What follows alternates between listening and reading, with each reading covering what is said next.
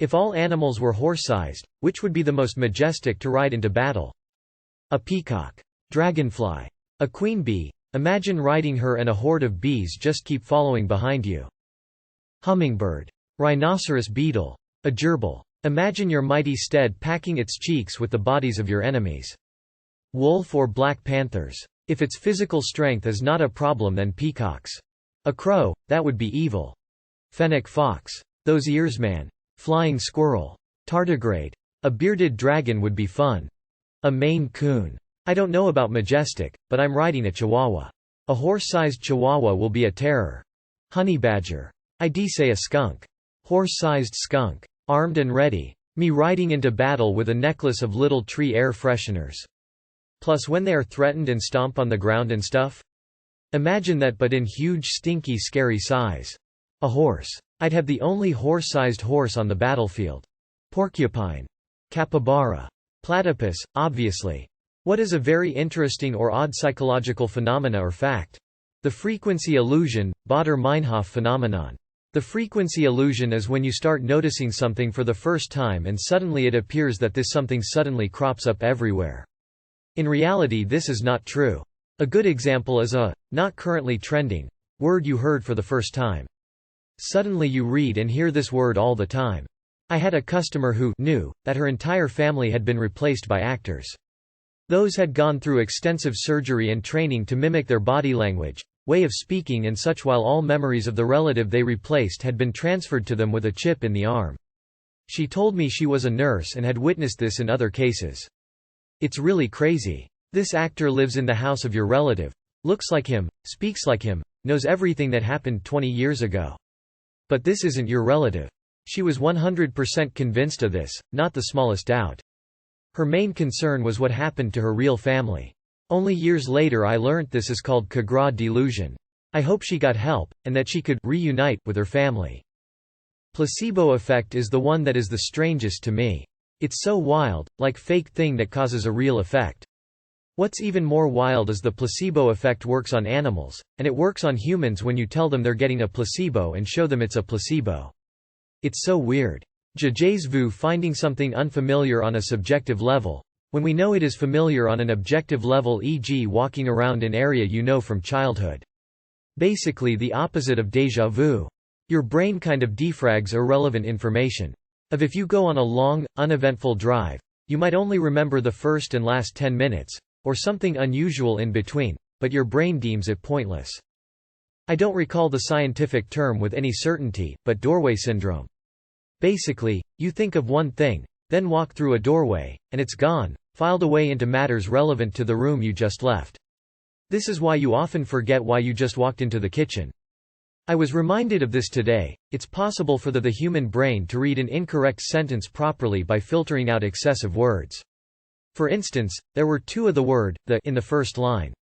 People can be made to remember things that never happened. This is a large part of what caused the satanic panic. Confronting someone with information that is at odds with what their brain is used to stimulates the amygdala in the same way a physical attack does. So telling some old person that what they think the world is like is essentially wrong can be compared to a slap in the face. This can be small things as well. I tried to explain to my father once that people are making money off of YouTube as content creators, and that idea was so outlandish to him that he got angry and loud. My girlfriend at the time was really confused and scared afterwards. I think it was like 90% of people believe they are above average intelligence, which would be the 50% mark. The phenomenon has a name, but because I am the 10% I forgot it. Food tasting better when someone else makes it.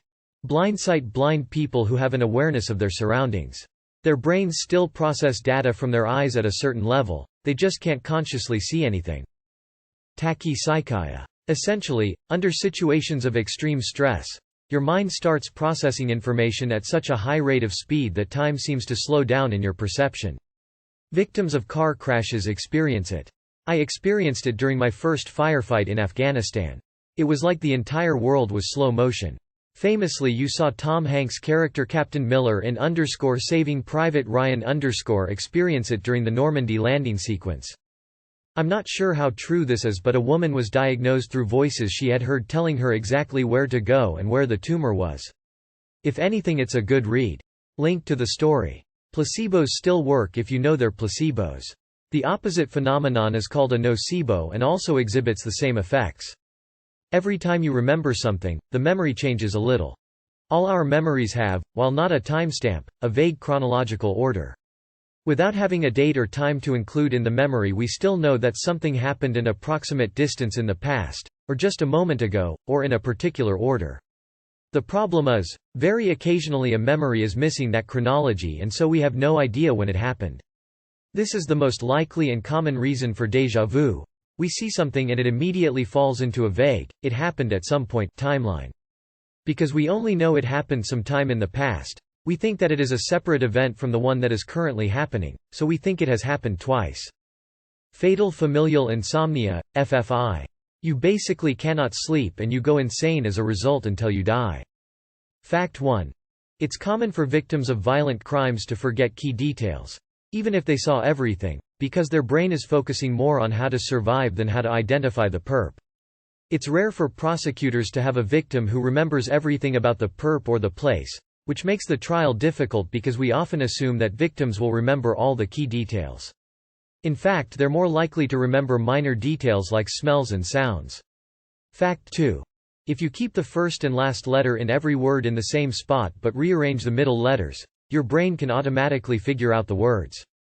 Alice in Wonderland syndrome. When I was a little girl lying in bed, I would sometimes feel like I was gigantic, like my body was taking up the entire room, or microscopically small.